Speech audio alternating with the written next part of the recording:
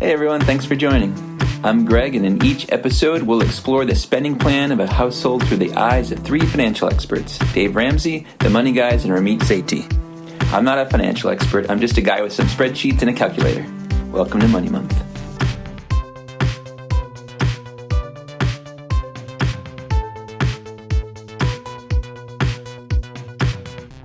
Today we're going to dive into the spending plan of a couple in their early 40s from Ohio with 2 children. Let's get started. Okay, couple from Ohio, let's review your spending plan.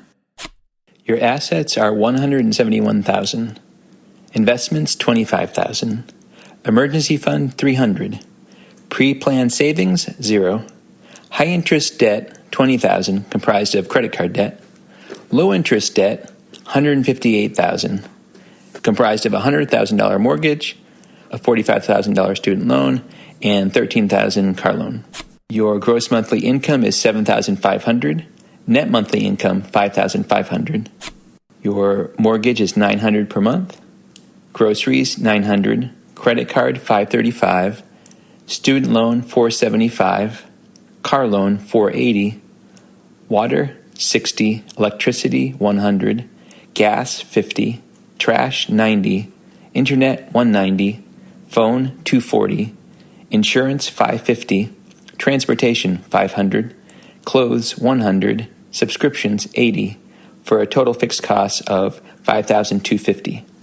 For investments, you have $250 in pre-tax retirement savings, $0 for post-tax retirement savings, $0 for health savings account, for an investment total of $250. You have $0 for savings goals and $0 for guilt-free spending. Let's look at this spending plan through the eyes of Dave Ramsey. Dave Ramsey has the 7 baby steps. Let's see which step you're on and how long it will take you to get to the last step. Baby step 1 is save $1,000 in your starter emergency fund. The purpose of the emergency fund is to act as a safety net to cover unexpected expenses and emergencies that might come up, like car repairs, medical bills, or home maintenance. If unexpected expenses and emergencies come up and you don't have an emergency fund, you may be tempted to go into debt to cover those expenses, which Dave Ramsey wants you to avoid at all costs. So this starter emergency fund helps break the cycle of relying on credit cards or loans to cover emergency expenses and can provide you with peace of mind. Have you saved $1,000 in your emergency fund? No, not yet. You only have $300 saved up so far. So this is a dire situation. I think Dave would recommend going through your fixed costs and cutting or reducing everything you can. Any money you free up will help you build your emergency fund that much faster. Can you reduce your groceries by $100, $200? Let's say you can cut your groceries by $200, at least until you complete baby step 3. The other low-hanging fruit is you're spending $100 on clothes and $80 on subscriptions. I think Dave would suggest you remove those completely, at least until you complete baby step 3. So far, that frees up $380 per month that you could use towards your starter emergency fund. Looking at your investments, I see that you're putting $250 towards your 401k. Since investing doesn't come until baby step 4, Dave would have you redirect that money to your emergency fund, which would bring your monthly emergency fund savings to $630. You already have $300 in your emergency fund, so saving $630 per month towards this fund, it would take you 2 months to finish your starter emergency fund of $1,000. You would celebrate that and move on to baby step 2. Baby step 2 is pay off all debt except the house using the debt snowball. For Dave Ramsey, debt is dumb and cash is king, so he wants you to pay off all non-mortgage debt as quickly as possible. To pay off debt, he recommends using the debt snowball. This is where you list all your non-mortgage debts in order from smallest to largest balance, regardless of interest rate. This includes credit card debt, student loans, car loans, medical bills, and any other outstanding loans. You make minimum payments on all those debts except your smallest debt. For your smallest debt, you pay as much extra as possible until it's paid off. Then, once your smallest debt's paid off, you take the money that you were using to pay off that debt and apply it to the next smallest debt. This creates a snowball effect where the payments toward each debt increase as each debt is paid off. You keep repeating this process until all your non-mortgage debts are paid off. The logic behind it is that with each debt you pay off, you gain momentum and motivation to continue tackling the remaining debts, and you celebrate each milestone and victory along the way. The goal is to complete baby step 2 in 2 years or less. Completing this step will require focus, sacrifice, and discipline. You may need to cut your expenses or increase your income or both. For Dave, if you have any non-mortgage debt, then your house is on fire and you need to put out that fire as quickly as possible. Have you paid off all your non-mortgage debt? No, not yet. You have $20,000 in credit card debt, $45,000 on a student loan, and $13,000 on a car loan.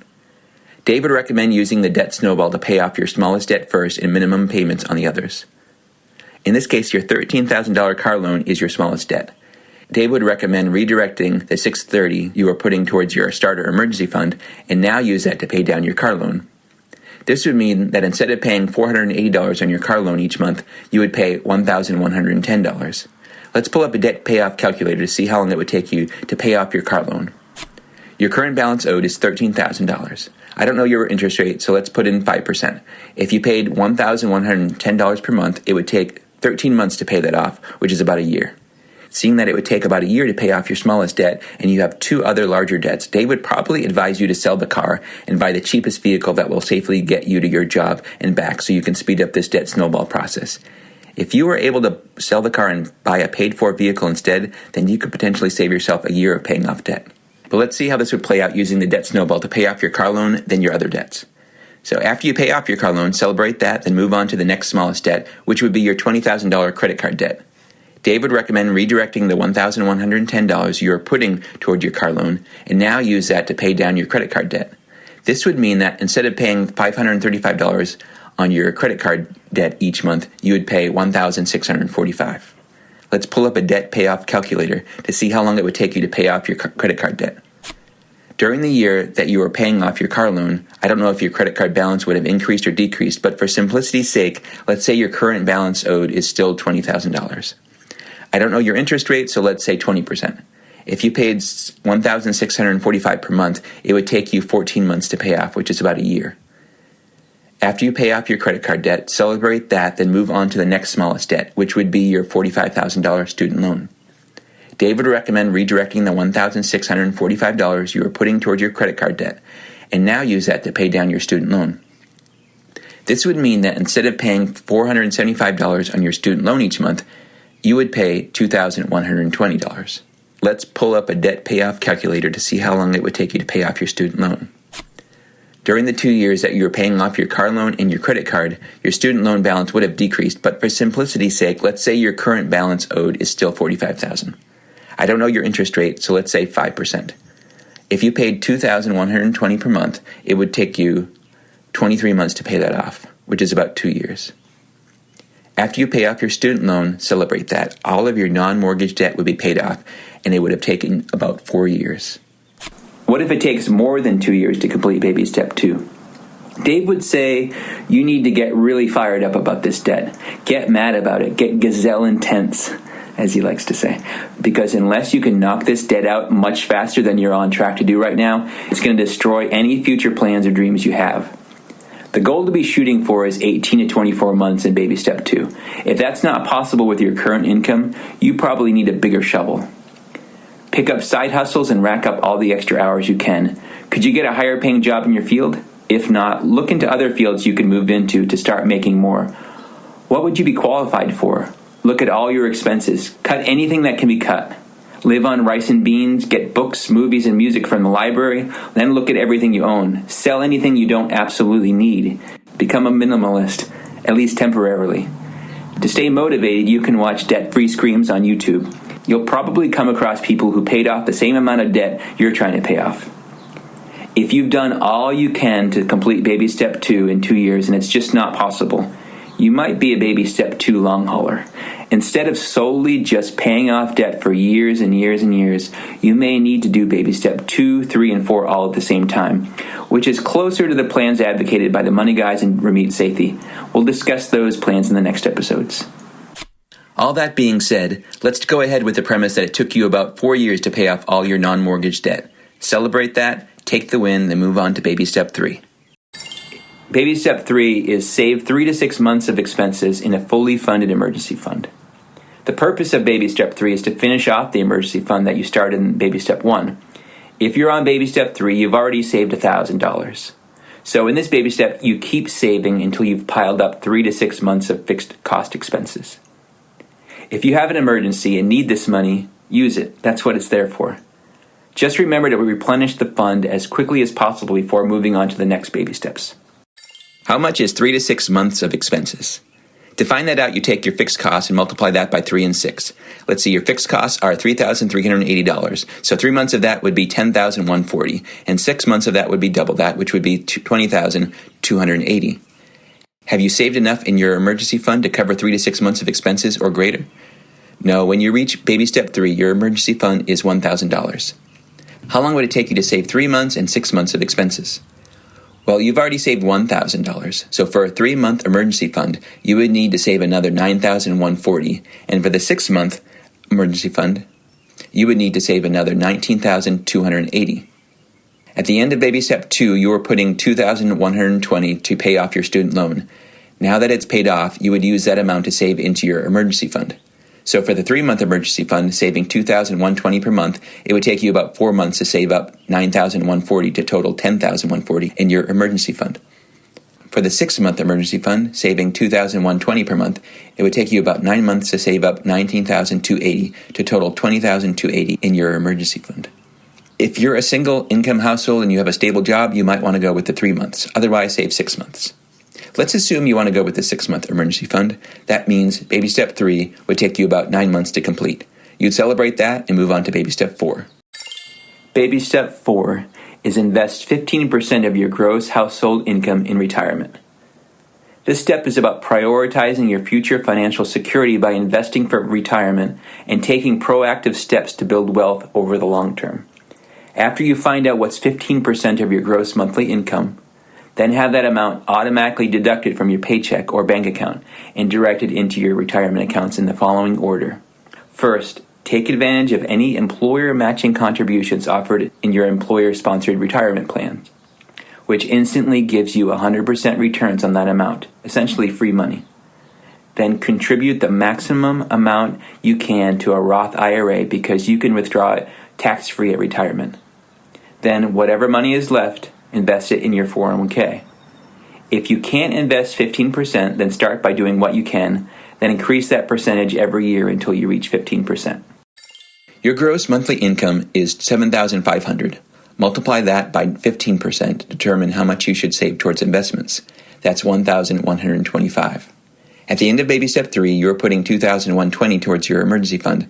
Now that that's fully funded, you could use $1,125 towards investments. First, you would contribute enough in your 401k to take advantage of your employer match. Let's say your employer matches $100 per month.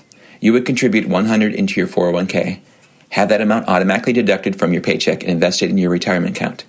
Now you have $1,025 left to invest. You would contribute the maximum amount you can to a Roth IRA.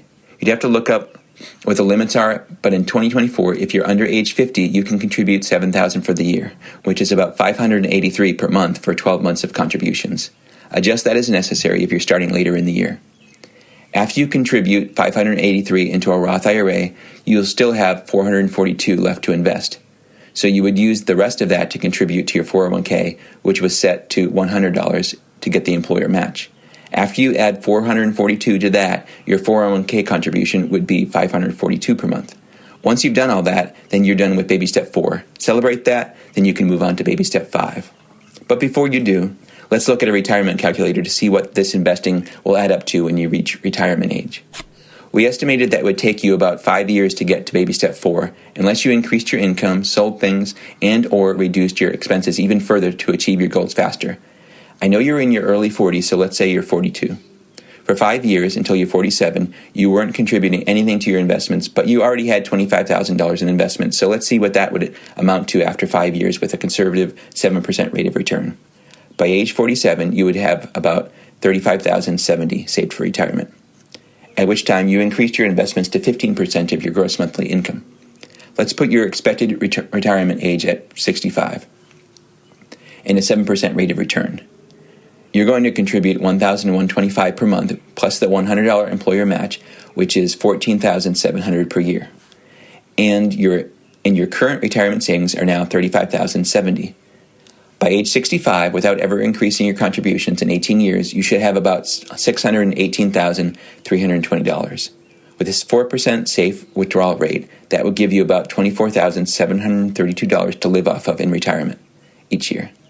Note that if this isn't enough, then you could extend your retirement age to something like 67 or 70. Let's play out those two scenarios. If you retired at 67, you would have $738,344. With a 4% safe withdrawal rate, that would give you about $29,533 to live off of in retirement each year. If you retired at 70, you would have $951,762. With a 4% safe withdrawal rate, that would give you about $38,070 to live off of in retirement each year. If this still isn't enough, then you could consider increasing your investment percentage to greater than 15%. Also note that if you ever get raises and you're able to increase your contributions during those years, your savings could add up to a lot more than that. As I mentioned earlier, at the end of Baby Step 3, you were putting $2,120 towards your emergency fund. And for Baby Step 4, you were only putting $1,125 towards investments, which leaves you an extra $995 per month. What will you do with the extra money? At this point, if you followed these steps in the timeline we've determined, then you've spent 5 years with reduced spending on groceries, no spending on clothes or subscriptions, no saving for future expenses like your next vehicle or college savings for your kids, and no guilt-free spending. This might be a good time to use that $995 for some or all of those categories. Dave Ramsey doesn't specify any suggested amounts or percentages for these categories, so it's up to you and your goals. I'm going to assume you want to return your grocery spending to $900 per month, your clothing spending to $100, and your subscriptions to $80. That would use $380 of the $995, leaving you with $615. Let's put $400 towards saving for your next vehicle, leaving you with $215. Let's put that remaining $215 towards guilt-free spending. You should celebrate that you've gotten this far, but since you have no money left over, you won't be able to move on to Baby Step 5, 6, or 7 unless you get pay raises or are otherwise able to increase your income. So there you have it, the baby steps. To recap, you're currently on Baby Step 1. It will take you about 2 months to complete it, then about 4 years to complete Baby Step 2, and 9 months to complete Baby Step 3. So altogether, that's almost 5 years to reach Baby Step 4. At the end of Baby Step 4, I made some assumptions that you would return some fixed cost spending back to what they were before you started the baby steps, as well as save for future expenses and increase your guilt-free spending, which left you with no more money to use for the remaining baby steps. So you're stuck on Baby Step 4 until you can increase your income. And by the time you're 65 years old, you should have about $618,320 saved for retirement. If you have any comments or questions about the spreadsheets, the MoneyMonth app, or my analysis of anything, feel free to hit me up in the comments, and I'll do my best to respond to you in the comments or in a future episode. I'll put links out there for you to download those for free in case any of those look useful to you. In the next episode, we'll look at your spending plan through the eyes of the Money Guys and take you through their financial order of operations, the Money Guys FOO. Whether you're following Dave Ramsey's baby steps, the Money Guys FOO, Ramit Sethi's ladder of personal finance, or your own plan, the key is finding a plan that works for you and sticking to it. And that's a wrap on another episode of Money Month. Thanks for joining. If you enjoyed the show, please like, subscribe, review, add comments, and tell your friends. If you want to play along at home, I'll add some links so you can download the spreadsheets in the desktop app. We'll be back soon with more tips, tricks, and insights to help you achieve your personal finance goals. Until then, keep learning, keep growing, and keep making every month count with Money Month.